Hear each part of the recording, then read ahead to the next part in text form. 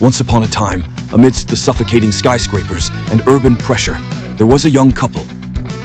They were not in search of wealth, but rather a true breath of life. They decided to leave the noisy city behind and seek out a quiet valley, where a serene lake lay quietly at the foot of the mountains. And there, they conceived a bold idea, almost a madness. They would build a floating house, a living entity that would breathe alongside the lake. From the very beginning, a golden rule was established. No electricity, no engines, only intellect and craftsmanship. The first challenge was to befriend the water's surface. The house was not to resist the lake, but to glide upon it.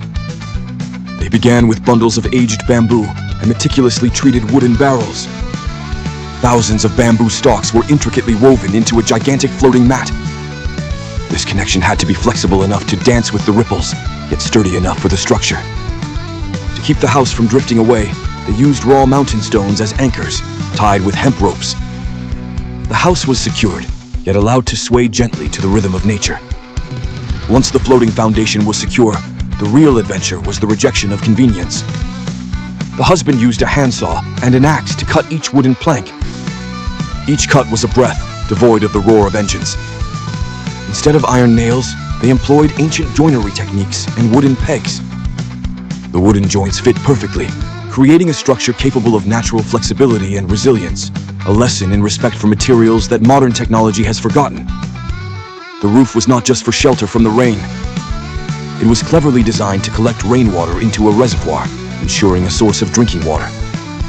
The layer of thatch or dry grass provided excellent insulation, allowing the house to self-regulate its temperature without air conditioning. The secret lay in transforming the house into a regenerative ecosystem. They built netted compartments beneath the house to raise fish. Then, using a hand pump, they brought nutrient-rich water from the fish compartments to irrigate the floating vegetable beds on the floor. The fish nourished the plants, and the plants nourished the people. It was a perfect closed-loop cycle. To complete the biological picture, they crafted beehives from leftover wood. The bees became silent pollination engineers, ensuring that the plants always bore fruit.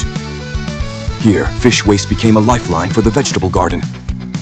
Every detail, from the carved door latch to the wooden rice sieve, told a story of self-sufficiency. The absence of electricity was not a deprivation, but a choice to connect fully with everything. This floating house was a statement.